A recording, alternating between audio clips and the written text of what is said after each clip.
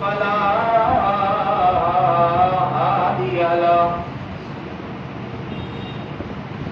نشهد أن لا إله إلا الله وحده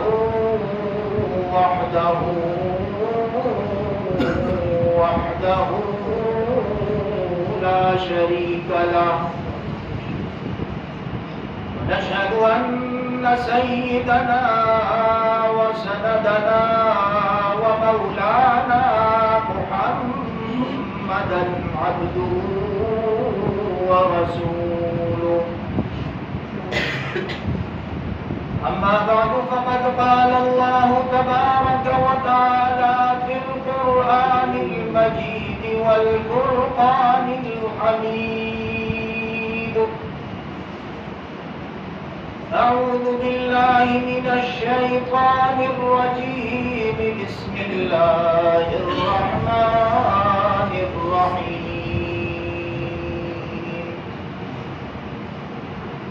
محمد رسول الله والذين معه أشداء على الكفار رحماء بينهم تراهم ركعا سجدا يبتغون فضلا من الله ورضوانا صدق الله مولانا العظيم وصدق رسوله النبي الكريم ونحن على ذلك لمن الشاهدين والشاكرين والحمد لله رب العالمين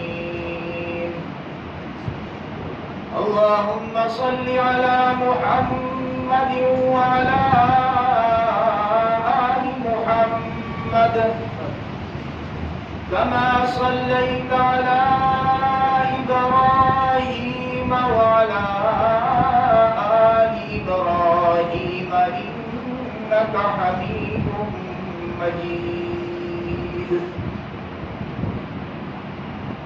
معزز سامعین کرام،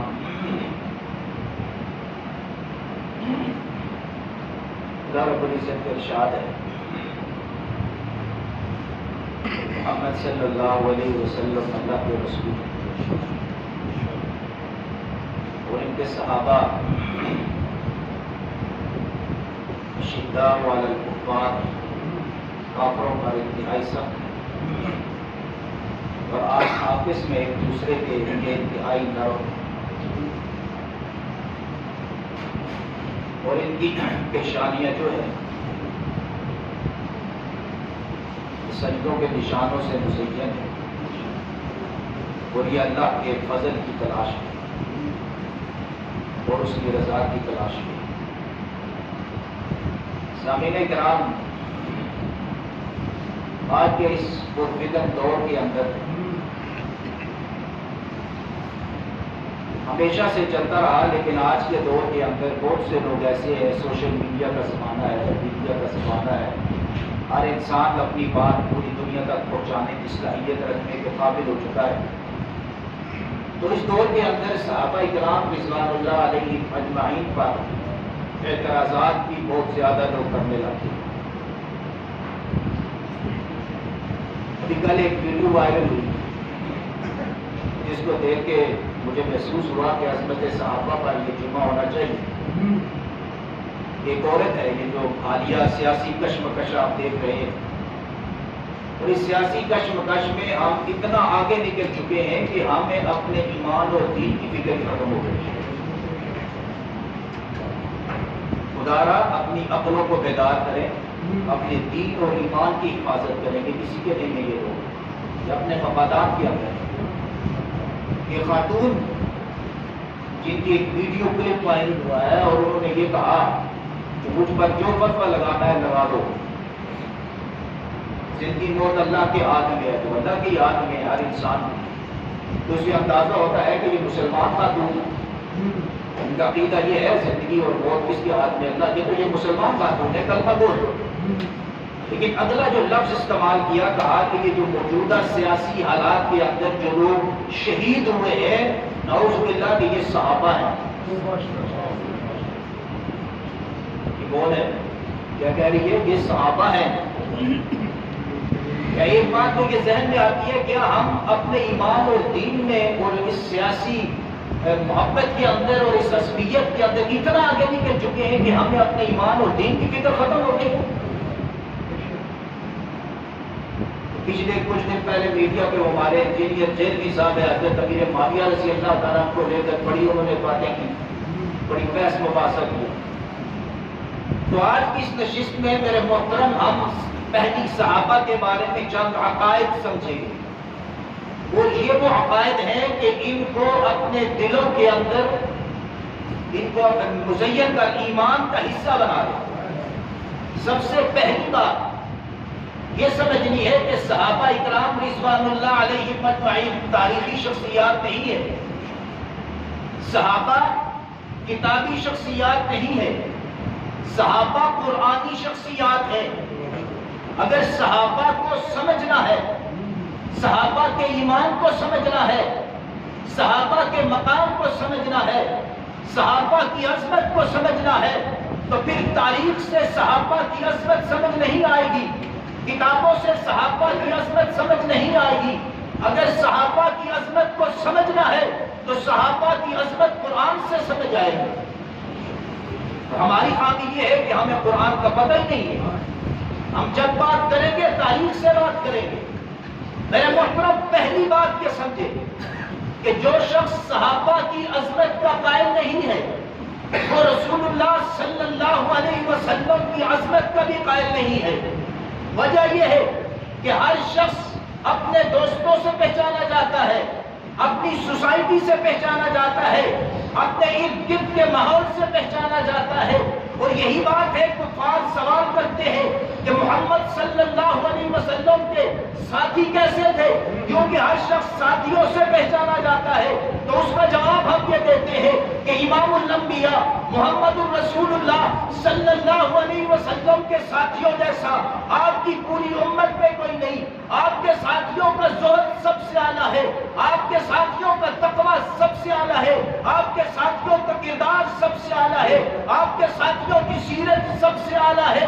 پوری کا پوری امت مل جائے کسی ادنا صحابی کے کردار کا مقابلہ نہیں کر سکتی، اس کے تقویٰ کا مقابلہ نہیں کر سکتی، اس کے زہد کا مقابلہ نہیں کر سکتی۔ اس امت سے سب سے اعلیٰ، سب سے ارفع، سب سے اعظم جو طبقہ ہے وہ امام الانبیاء محمد رسول اللہ صلی اللہ علیہ وسلم کے صحابہ ہیں۔ اب دیکھتے ہیں آج کے دور کے اندر بھی آپ کوئی شخص اپنی بیٹی کا رشتہ کرنا چاہتا ہے، کسی لڑکے سے رشتہ کرنا چاہتا ہے، تو سب سے پہلے وہ یہ تحقیق کرتا ہے کہ اس کی دوستی کن لوگوں کے ساتھ ہے، سوسائٹی میں اس کے دوست کون ہیں۔ اگر اس آدمی کے، اس لڑکے کے دوست نمازی لوگ ہوں گے، صلحاء ہوں گے، نیک لوگ ہوں گے، علماء ہوں گے، مسجد کے ساتھی ہوں گے، تو زیادہ تحقیق کی ضرورت ہی نہیں پڑتی کہ کہیں بندہ ٹھیک ہے، تو اس کے دوست اچھے ہیں، دوستوں سے پہچانا جاتا ہے۔ اور ایک آدمی خود کو باکردار اچھا ہے لیکن اس کی سوسائٹی غلط ہے، وہ شرابیوں کے اندر بیٹھتا ہے، جواریوں کے اندر بیٹھتا ہے، آپ کو پتہ چلے گا اس کی سوسائٹی غلط ہے، خود ٹھیک ہے لیکن سوسائٹی غلط ہے، بیٹی کا رشتہ کبھی نہیں دے گا۔ ہر انسان دوستوں سے پہچانا جاتا ہے، اور صحابہ امام الانبیاء کے ساتھی اور دوست ہیں۔ صحابہ پر اگر اعتراض کرو گے صحابہ کی عظمت کے قائل نہیں تو امام الانبیاء کی عظمت کے بھی قائل نہیں۔ اور دوسری بات، مقام صحابیت یہ اللہ کا انتخاب ہے، نبوت اللہ کا انتخاب اور مقام صحابیت اللہ کا انتخاب۔ اس کے علاوہ اللہ کا دوسرا کوئی مقام ایسے نہیں جو اللہ کا انتخاب ہو۔ انسان اپنی محنت سے ولی بن سکتا ہے، انسان اپنی محنت سے نیک بن سکتا ہے، لیکن انسان اپنے علم، اپنے عمل، اپنی محنت سے صحابی نہیں بن سکتا، نبی بھی نہیں بن سکتا۔ میرے محترم، ایک میں نے بھی ایمان قبول کیا ہے، آپ نے کیا، ایک غیر مسلم آج کے دور میں اسلام قبول کرتا ہے، وہ مسلمان تو ہے، ایمان والا بھی ہے، لیکن صحابی نہیں۔ کیوں؟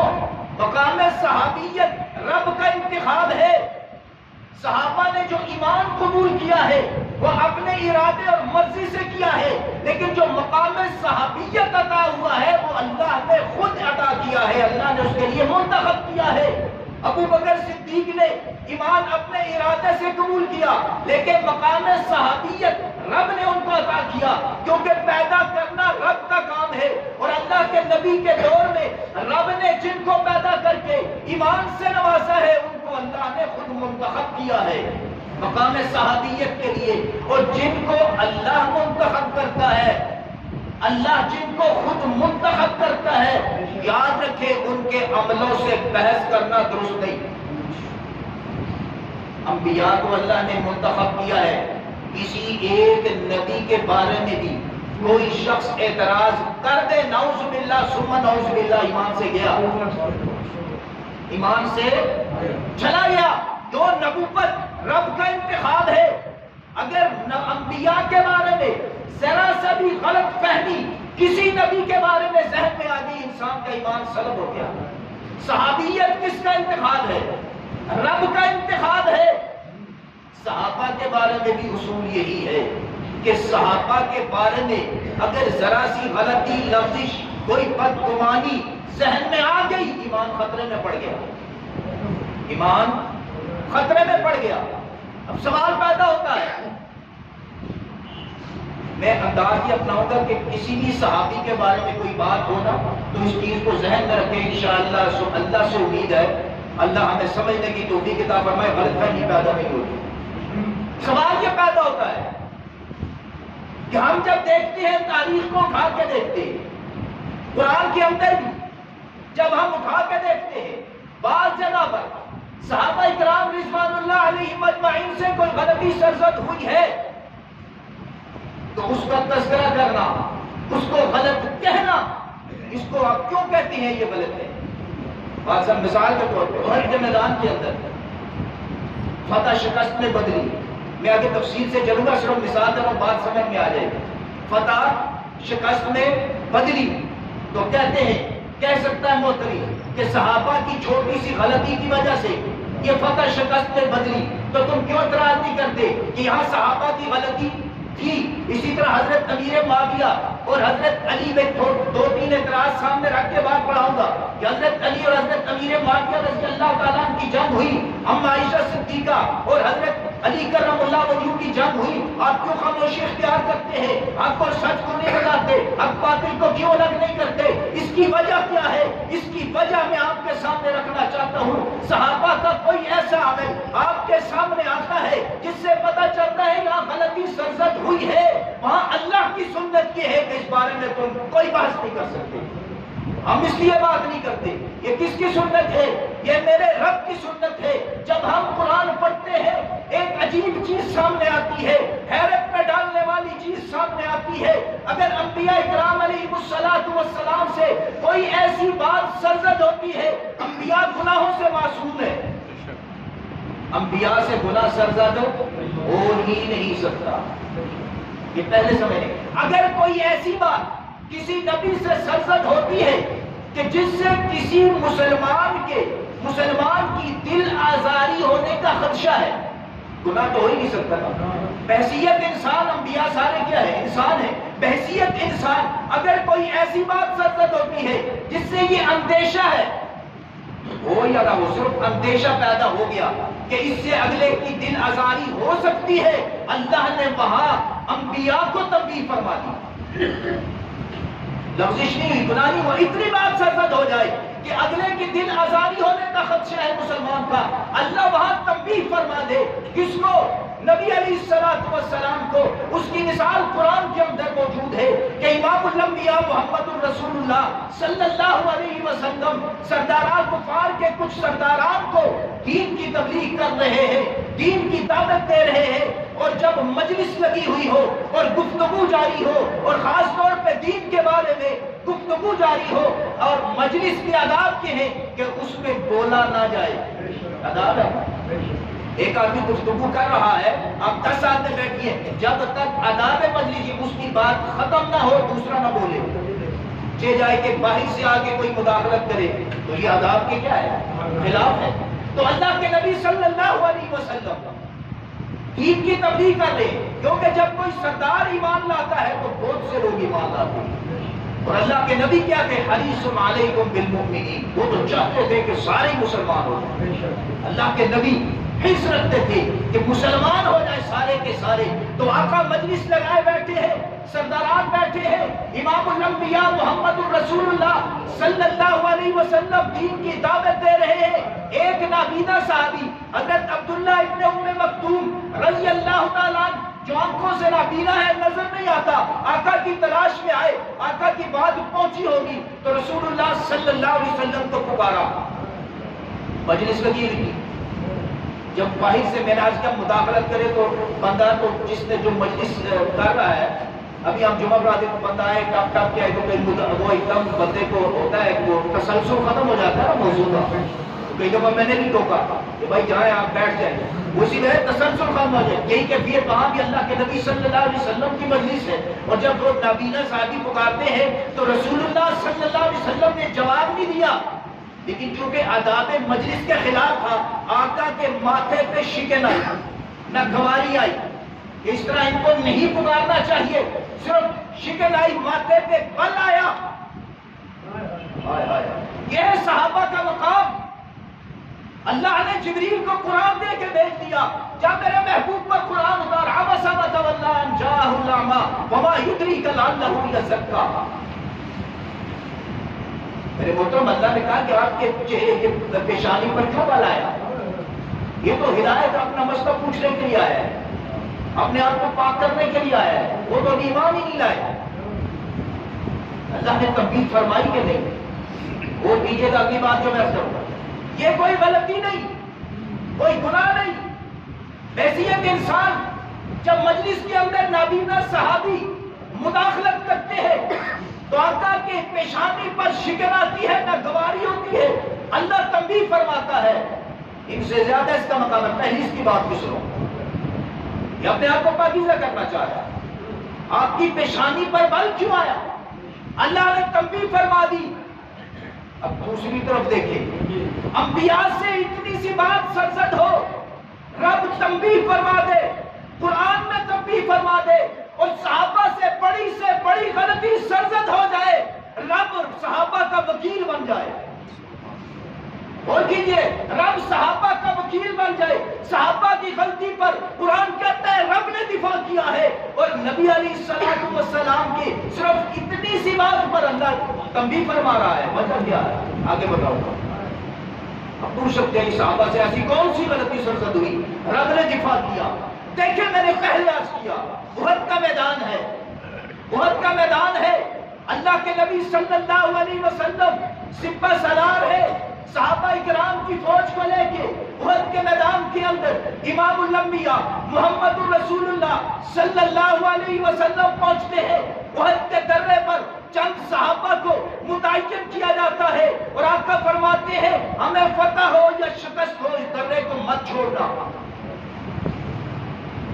اب چند صحابہ جو درے پر ہیں وہاں کھڑے، اور احد کے میدان کے اندر جنگ شروع ہوئی. مسلمان جنگ جیت گئے، مسلمانوں کو فتح ہو گئی.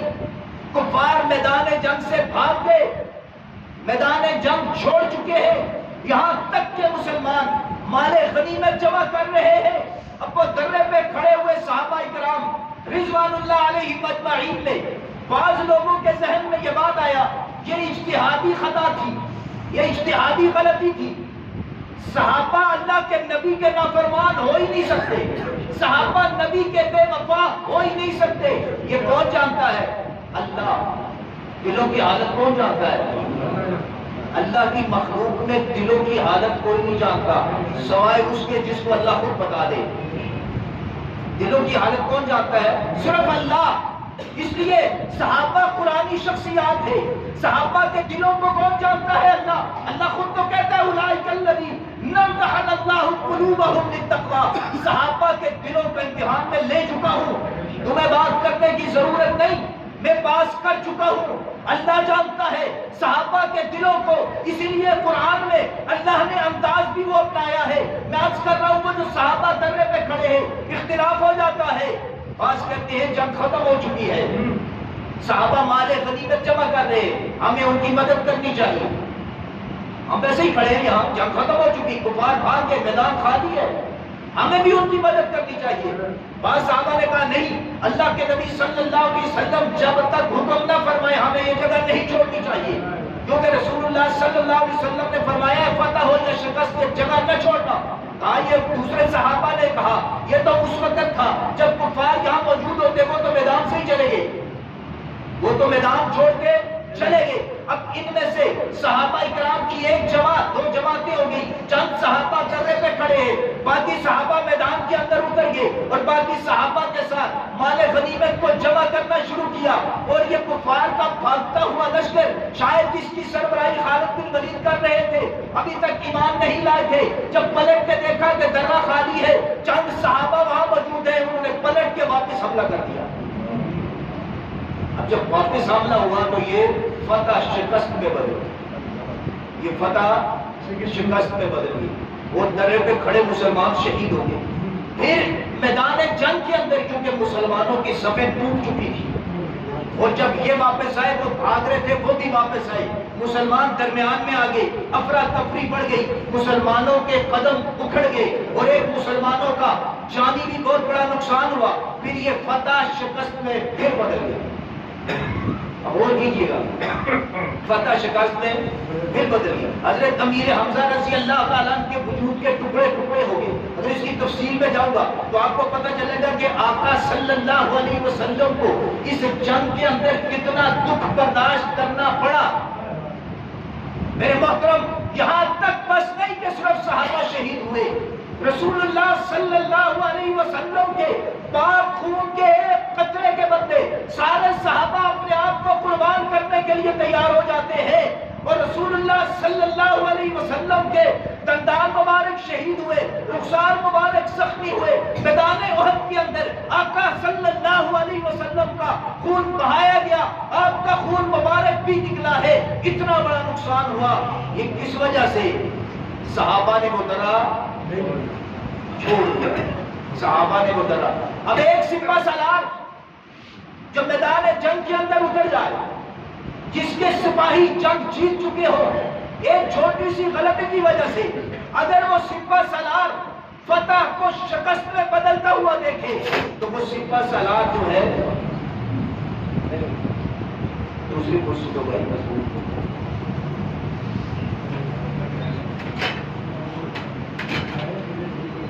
پہلے تو ہوئی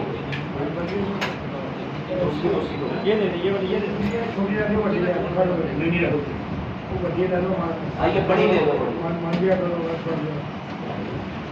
میں آج یہ کہہ رہا ہوں کہ ایک سپہ سالار کی فوج کسی ایک سپاہی کی غلطی کی وجہ سے اگر وہ فتح شکست میں بدل جائے تو اس سپہ سالار کو دکھ ہوگا کہ نہیں ہوگا؟ وہ سپہ سالار اس فوجیوں سے پوچھے گا کہ بھائی یہ آپ نے یہ غلطی کیوں کی ہے؟ اور اللہ کے نبی سپہ سالار ہو، صحابہ جماعت ہو، اور صحابہ سے یہ چھوٹی سی ایک غلطی سرزد ہو کہ فتح شکست کے اندر بدل گئی، تو اللہ کے نبی پوچھتے، صحابہ سے پوچھتے جب میں نے متعین کیا تھا درے پہ تم نے یہ درہ کیوں چھوڑا ہے جس کی وجہ سے ہمیں اتنا نقصان اٹھانا پڑا؟ یہاں تک کہ احد کے میدان میں یہ آواز بھی لگ گئی کہ امام الانبیاء کو شہید کر دیا گیا۔ تو صحابہ سے یہ غلطی سرزد ہوئی نا، اجتہادی خطا کی وجہ سے غلطی ہوئی، اور اللہ کے نبی یہ سوال کرتے صحابہ سے، سپہ سالار تھے، لیکن اللہ کا انداز کوئی اور ہے۔ صحابہ قرآنی شخصیات ہے، اللہ نے جبریل کو بھیجا، اللہ نے جبریل کو بھیجا، کیا کہا؟ انما استزلهم الشیطان ببعض ما کسبوا ولقد عفا اللہ عنہم۔ ہاں ان سے غلطی ہوئی ہے، لیکن میرے محبوب تیرے صحابہ کے دلوں کو میں جانتا ہوں، یہ تجھ سے بے وفائی نہیں کر سکتے، یہ دین سے بے وفائی نہیں کر سکتے، یہ رب سے بے وفائی نہیں کر سکتے۔ شیطان نے پھسلا دیا، ایک غلطی ہو گئی، خطا ہو گئی، اور ان کے معافی مانگنے سے پہلے وَلَقَدْ عَفَوْنَا عَنْهُمْ، میں رب ان کو معاف کرتا ہوں، میں رب معاف کرتا ہوں۔ اور اسی پر بس نہیں، کیونکہ اللہ کے نبی کو دکھ تھا، اللہ کے نبی سوال کرتے، رب نے کہا اے میرے محبوب آپ نے بھی سوال نہیں کرنا، صحابہ کے کسی عمل کے بارے میں، کسی غلطی کے بارے میں بات نہیں کرنی، وَاعْفُ عَنْهُمْ، میں نے معاف کر دیا تو آپ بھی معاف کر دیں، صرف معاف نہ کرے، وَاسْتَغْفِرْ لَهُمْ، ان کے لیے دعائے مغفرت بھی کرے۔ پھر یہ بات بھی نہیں کہ ان سے غلطی ہو گئی، آج کے بعد سیاسی امور میں، جہادی امور میں ان سے مشورہ نہ لیا جائے، اللہ نے کہا ایسا بھی نہیں ہے، وَشَاوِرْهُمْ فِي الْأَمْرِ، ان سے پوری طرح مشاورت بھی کی جائے۔ اب غور کریں، اللہ کے نبی سے اتنی سی بات ہو جائے، حالانکہ انبیاء گناہ سے معصوم، اللہ آیت اتارے عبس وتولی ان جاءہ الاعمی، تب بھی فرمائے، وہ صحابہ کے ظاہراً اللہ کے نبی موجود ہے، ایک غلطی ہو فتح شکست میں بدل جائے اور اللہ کہے کہ ان سے بات، اس بارے میں سوال ہی نہ کرو، عفا اللہ عنہم، میں نے بھی معاف کر دیا، میرے محبوب آپ بھی معاف کر دو۔ کیوں؟ یہاں اللہ صحابہ کا وکیل کیوں بنا؟ انبیاء کے بارے میں ہر مسلمان کا عقیدہ ہے، اور یہ عقیدہ اتنا غالب ہے، اگر اس میں شک کی آ جائے انسان کافر ہو جائے گا۔ وہ عقیدہ کیا ہے کہ انبیاء معصوم ہوتے ہیں، انبیاء سے غلطی گناہ سرزد نہیں ہو سکتا، اس لیے وہاں تنبیہ فرما دی کہ کسی مسلمان کے ذہن میں یہ آ ہی نہیں سکتا کہ نبی سے غلطی ہوگی، اگر یہ آئے گا تو کیا ہوگا، بندہ کافر ہو جائے گا۔ لیکن صحابہ سے جب غلطی ہوئی تو اللہ صحابہ کا وکیل بن گیا، اللہ نے بات ہی نہیں کی، اللہ نے اس بارے میں گفتگو کرنے کی اجازت بھی نہیں دی، کیونکہ اللہ جانتا ہے کہ صحابہ معیار حق ہے، صحابہ نبی کے دین کے وارث ہیں۔ اگر صحابہ پر رب نے پکڑ کی یا صحابہ کے بارے میں سوال کیا، قیامت تک آنے والا ہر انسان صحابہ پر اگر تنقید شروع کرے گا، یہ تنقید صحابہ پر نہیں ہوگی، یہ تنقید رسول اللہ کے دین پر ہوگی، یہ تنقید اللہ کے دین پر ہوگی۔ اس لیے اللہ نے کسی صحابی کے کسی عمل سے قرآن میں بحث نہیں کی، کہا جو ہو گیا سو ہو گیا۔ یہ صحابہ کیا ہے؟ اولئک الذین امتحن اللہ قلوبہم للتقوی، میں ان کا امتحان لے چکا ہوں، ان کے کسی عمل سے جب میں رب بحث نہیں کرتا، تم کون ہوتے ہو بحث کرنے والے؟ جب رب بحث نہیں کرتا، رب کہتا ہے میں غلطی ہو بھی گئی معاف کر دی، میں پوچھتا ہی نہیں ہوں، بغیر معافی کے معاف کرتا ہوں، مجھے اور آپ کو کیا تکلیف ہے؟ ہم صحابہ کو تاریخ میں دیکھ کے بحث شروع کر دیں۔ صحابہ قرآنی شخصیات ہیں، صحابہ کتابی شخصیات نہیں ہے، یہ ذہن میں بٹھا لے۔ وہ حضرت امیر معاویہ رضی اللہ تعالیٰ عنہ، حضرت علی کرم اللہ وجہ ہو، اما عائشہ صدیقہ ہو، ابو بکر صدیق ہو، بلال حبشی ہو، کوئی بھی صحابی ہو، وہ قرآنی شخصیت ہے، اس کے ساتھ وہی برتاؤ کیا جائے گا جو رب نے صحابہ کے ساتھ کیا۔ بات سمجھ آئی؟ دوسری مثال، اللہ نے صحابہ کا پردہ کیسے رکھا۔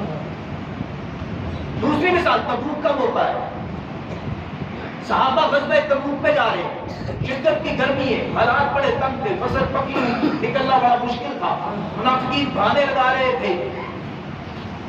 اللہ کے نبی نے لشکر تیار کیا، صحابہ تیار ہوئے اور لشکر چل پڑا۔ 3 صحابہ جن کے پاس تیز ترین سواریاں موجود تھیں، وہ اس دن نہیں نکل سکے لشکر کے ساتھ، کوئی کام نہیں تھا، وجہ کوئی نہیں تھی، کیوں نہیں نکل سکے؟ ان کے ذہن میں تھا ہمارے پاس تیز ترین سواریاں موجود ہیں، ہم 2 دن بعد 3 دن بعد بھی اگر نکلے لشکر کے ساتھ ہم مل جائیں گے۔ تو یہ سستی ان سے ہو گئی، آج کل کرتے کرتے کچھ دن گزر گئے اور امام الانبیاء محمد الرسول اللہ صلی اللہ علیہ وسلم کا لشکر بہت دور نکل چکا تھا۔ اس وقت صحابہ نے خیال کیا اگر اب ہم نکلے بھی تو لشکر تک نہیں پہنچ سکتے، تو یہ رک گئے، نہیں جا سکے۔ اللہ کے نبی اس جنگ سے فتح یاب ہو کے جب مدینہ طیبہ واپس آئے، منافقین بھی نہیں گئے تھے، کلمہ پڑھتے تھے نا، ان کو بلائے پوچھے ایک سے بہانے شانے لگا کے جان چھڑا گئے۔ یہ 3 صحابی تھے، اللہ کے نبی کی خدمت میں آئے، آقا نے پوچھا کیوں نہیں گئے؟ تینوں نے عرض کیا یا رسول اللہ کوئی عذر نہیں تھا، کوئی مانے چیز نہیں تھی، سستی ہو گئی۔ صحابی جھوٹ نہیں بولتے، صحابی اللہ کا انتخاب ہے، کوئی وجہ نہیں، سستی ہو گئی نہیں جا سکے۔ اللہ کے نبی صلی اللہ علیہ وسلم نے ناراضگی کا اظہار کیا، صحابہ میں اعلان کر دیا ان سے گفتگو کوئی نہ کرے، ان کے گھروں میں پیغام بھیج دیا ان کی بیویوں کو، ان سے کوئی کلام نہ کرو، ان کا کوئی حق ادا نہ کرو۔ یہ صحابہ کی پوزیشن ہی ہو گئی ان کی حتی ضاقت علیہم الارض بما رحبت، اللہ کہتا ہے زمین اپنے وسعت کے باوجود ان پر تنگ ہو گئی۔ یہ ہے صحابہ، زمین کی اللہ کہتا ہے ایسے جسے پنجرے کے اندر کوئی قید نہیں ہوتا، اتنی وسیع زمین ہونے کے باوجود ان کی حالت یہ تھی۔ کیا تھا یہ؟ رسول اللہ صلی اللہ علیہ وسلم کی ناراضگی کا دکھ۔ یہ ہے صحابہ۔ ہم صبح سے شام تک ہر سنت کو توڑتے ہیں، اعتراض کرتے ہیں صحابہ کا۔ میں عرض یہ کر رہا ہوں، کچھ دن کے بعد اللہ نے ان کی توبہ قبول کی، اللہ نے توبہ قبول کی، اور قبول کرنے کا انداز دیکھیں۔ جب اللہ نے توبہ قبول کر لی تو اللہ کے نبی صلی اللہ علیہ وسلم کے چہرے پر خوشی آئی۔ امام الانبیاء صلی اللہ علیہ وسلم مسکراتے ہوئے چہرے کے ساتھ آئے، اور ان کو جب اطلاع دی گئی کہ اللہ نے تمہاری توبہ قبول کر لی ہے تو مدینہ کے اندر ایک جشن کا سمانا، ہر صحابی کے چہرے پہ خوشی تھی۔ یہ صحابہ کی آپس میں محبت۔ اب اللہ نے جو توبہ قبول کی ہے، اللہ نے اس کو قرآن کے اندر اتارا۔ اللہ چاہتا تو ویسے بھی توبہ قبول کر لیتا ہے۔ اللہ نے قرآن کے اندر اتار کے بتا دیا کہ میرے نبی کے صحابہ کا مقام کیا ہے، اور اللہ نے جب توبہ والی آیت توبہ قبول کرنے کی جو بشارت دی ہے، اگر اس آیت کے انداز پر رب کے اس قرآن پر غور کرے تو اللہ نے انداز کیسا بنایا، صحابہ کی عظمت سمجھ آ جاتی ہے۔ اللہ کیا فرماتا ہے؟ لقد تاب اللہ علی النبی والمہاجرین والانصار الذین اتبعوہ فی ساعۃ العسرہ۔ یہ آیت ختم کرنے کے بعد اللہ کہتا ہے وعلی الثلاثۃ الذین خلفوا۔ غلطی کن سے سرزد ہوئی؟ 3 صحابہ سے، وہ کہ وعلی الثلاثۃ الذین خلفوا، ان سے غلطی سرزد ہوئی، ان کی توبہ قبول ہوئی۔ لیکن اللہ کیا فرما رہا ہے؟ لقد تاب اللہ علی النبی، البتہ تحقیق اللہ نے نبی کی توبہ قبول کر لی، والمہاجرین، مہاجرین کی توبہ بھی قبول کر لی، والانصار، انصار کی توبہ بھی قبول کر لی۔ اور اس آیت کے بعد اللہ ان 3 کا تذکرہ کرتا ہے وعلی الثلاثۃ الذین خلفوا، ان 3 کی توبہ بھی قبول کر لی جو پیچھے رہ گئے تھے۔ سوال پیدا ہوتا ہے، اے میرے رب، نبی سے تو لفظش ہوتی ہے، تو نبی سے تو کوئی ایسی لفظش نہیں ہوئی، مہاجرین تو جنگ میں تھے، ان سے بھی گناہ سرزد نہیں ہوا، لفظش نہیں ہوئی، انصار سے بھی نہیں ہوئی، تو غلطی تو 3 صحابہ سے ہوئی، تو چاہیے تو یہ تھا اللہ فرماتا ہے ان تینوں کی توبہ قبول کر لی۔ اے میرے رب، جب تو توبہ قبول کرنے کا انداز اپناتا ہے تو فرماتا ہے پہلے نبی کی، پھر مہاجرین کی، پھر انصار کی، اور اخیر میں ان کا ذکر آیا وعلی الثلاثۃ الذین خلفوا، ان 3 کی بھی کر لی۔ وجہ کیا ہے؟ اللہ نے یہ انداز اس لیے اپنایا کہ اللہ کا قرآن قیامت تک پڑھا جائے گا۔ وہ صحابی بھی قرآن پڑھنے والے تھے، اور اللہ کو پتا تھا یہ میرے محبوب کے صحابی ہے، جب بھی قرآن پڑھ کے اگر صرف ان 3 کا ذکر ہوا، جب بھی اس آیت کو پڑھیں گے تو ندامت آئے گی، اپنے آپ کو سوچیں کہ ہم سے یہ غلطی ہوئی۔ اور قیامت تک کے آنے والا انسان جب ان تینوں کے تذکرے کو توبہ کو پڑھے گا، ان تینوں کا ذہن آئے گا۔ اس لیے اللہ نے نبی سے توبہ شروع کی تاکہ کبھی ندامت کا تصور بھی نہ ہو۔ اس لیے اللہ نے انداز اپنایا لقد تاب اللہ علی النبی، نبی کو بھی شامل فرمایا، مہاجرین کو بھی شامل فرمایا، انصار کو بھی شامل فرمایا، اخیر میں ان کا ذکر فرمایا تاکہ کبھی میرے نبی کے صحابی اس آیت کو پڑھے تو چہرے پہ ندامت بھی نہ آئے۔ یہ ہے میرے رب کا انداز۔ اب یہ کس کے ساتھ ہوتا ہے؟ ان کے ساتھ جن کے عملوں سے بحث نہ ہو۔ اے اللہ، صحابہ سے غلطی ہوئی میدان احد کے اندر، اے اللہ تو نے ان کی غلطی کا تذکرہ کیوں نہیں کیا؟ پوچھو رب سے۔ اللہ کہتا ہے یہ میرا انتخاب ہے، اولئک الذین امتحن اللہ قلوبہم للتقویٰ، یہ میرے امتحان میں پاس ہو چکے ہیں، ان سے اگر غلطی ہوئی ہے اس میں ان کا ارادے کا دخل نہیں، ان کا کوئی لالچ نہیں، ان کے دل بالکل پاکیزہ ہے، یہ میرے محبوب کے باوفا ساتھی ہیں، ان کے کسی عمل سے کوئی بحث نہیں کر سکتا، جب میں رب نہیں کرتا تم کیوں کرتے ہو؟ تم کیوں کرتے ہو؟ اب یاد رکھیں، سب سے پہلے صحابہ پر تنقید کس نے کی؟ اس کا بھی رب تذکرہ کرتا ہے، اس کا بھی رب تذکرہ کرتا ہے۔ اور یاد رکھیں سب سے پہلے صحابہ پر تنقید کرنے والے منافقین تھے۔ خود کیا کہتے تھے؟ ہم کلمہ وہ ہے، منافق کلمہ پڑھتے تھے کہ نہیں؟ رسول اللہ صلی اللہ علیہ وسلم کے پیچھے نماز پڑھتے تھے کہ نہیں؟ مسجد نبوی کے اندر نماز پڑھتے تھے کہ نہیں؟ ان کے اندر کیا تھا؟ نفاق، اور اس نفاق کی وجہ سے صحابہ پر اعتراض کرتے تھے، اور قرآن اس کا تذکرہ کرتا ہے وَإِذَا قِيلَ لَهُمْ آمِنُوا كَمَا آمَنَ النَّاسِ۔ اللہ فرماتا ہے جب ان منافقوں سے کہا جاتا ہے تم اس طرح ایمان لاؤ جس طرح یہ لوگ ایمان لائے، لوگوں سے کون مراد ہے؟ جب یہ قرآن اترا اس وقت جو لوگ ایمان لائے تھے وہ کون تھے؟ صحابہ تھے نا۔ قرآن کس پہ اترا؟ رسول اللہ صلی اللہ علیہ وسلم پر، اور رسول اللہ صلی اللہ علیہ وسلم پر جو ایمان لوگ اس وقت لائے تھے، ہم کون لائے نا؟ اس وقت جب قرآن اتر رہا تھا جو لوگ ایمان لائے تھے وہ کون تھے؟ صحابہ۔ تو کیا ترجمہ اللہ کیا فرماتا ہے جب ان سے یہ کہا جاتا ہے اس طرح ایمان لاؤ جس طرح نبی کے صحابہ ایمان لائے ہیں، تو یہ کیا کہتے ہیں اپنی جگہ پر؟ اَنُؤْمِنُ كَمَا آمَنَ السُّفَهَاءُ، ہم اس طرح ایمان لائے جس طرح کہ بیوقوف لوگ ایمان لائے۔ تو صحابہ کو منافقین کلمہ پڑھنے والے تھے کیا کہتے تھے؟ سفہاء، بیوقوف۔ یہاں جب یہ لفظ انہوں نے کہا، صحابہ پر تنقید کی، تو رسول اللہ صلی اللہ علیہ وسلم نے خود صحابہ کا دفاع نہیں کیا بلکہ اللہ نے خود دفاع کیا۔ صحابہ کا دفاع کس نے کیا؟ اللہ نے کیا۔ اور پھر جانتے ہیں آگے پڑھ کے دیکھ لیں، اللہ کہتا ہے خبردار، اپنے کان کھول کے سن لو، دل کے کانوں سے یہ سن لو، انہم ہم السفہاء، یہ جو میرے صحابہ کو، نبی کے صحابہ کو بیوقوف کہتے ہیں، حقیقت میں یہ بیوقوف۔ دوسری بات کیا سمجھ آئے؟ انہوں نے صحابہ کو کہا بیوقوف، یہی کہا نا منافقین نے۔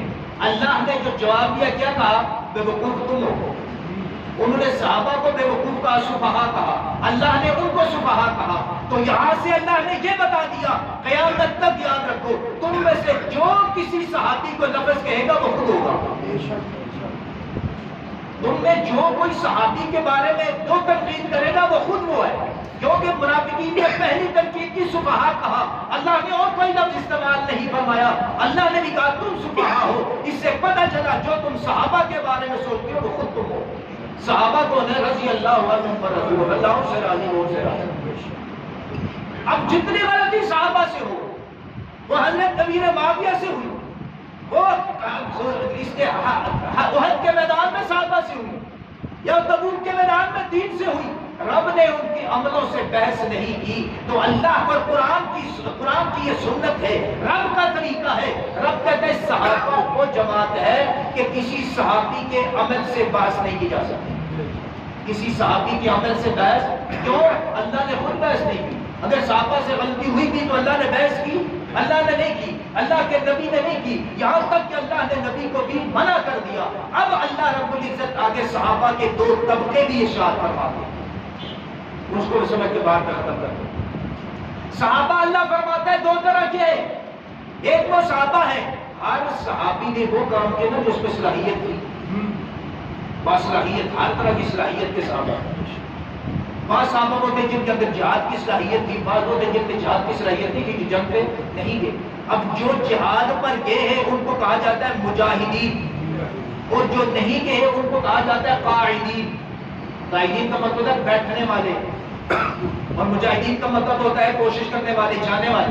اب مجاہد وہ ہے جو جہاد میں گئے، قاعدین وہ ہے جو نہیں جا سکے۔ اللہ صحابہ کے دونوں طبقوں کا تذکرہ قرآن میں کرتا ہے، وَفَضَّلَ اللَّهُ الْمُجَاهِدِينَ بِأَمْوَالِهِمْ وَأَنفُسِهِمْ عَلَى الْقَاعِدِينَ دَرَجَةً۔ ہاں صحابہ کے دو طبقے ہیں، ایک مجاہدین کا طبقہ ہے، ایک قاعدین کا تذکرہ طبقہ ہے، لیکن اللہ فرماتا ہے جو مجاہدین کا طبقہ ہے، قاعدین پر اللہ نے ایک درجہ ان کو فضیلت دی ہے۔ جو مجاہدین تھے ان کو ایک درجہ جہاد نہ کرنے والے صحابہ پر کیا ہے؟ فضیلت ہے۔ اب جب فضیلت کے بعد اللہ جزا کا تذکرہ کرتا ہے نا، بدلے کا، اب جو نہیں ہے جزا کا تذکرہ تو ان کو لگے جو چلے گئے، جو جنگ میں نہیں کے بیٹھ رہے ان کی جزا کا تذکرہ اگر کیا کہتے ہیں نہیں ہونا چاہیے، لیکن اللہ کیا فرماتا ہے؟ کیونکہ یہ صحابہ ہے، یہ عام لوگ تو ہے نہیں، یہ صحابہ ہے۔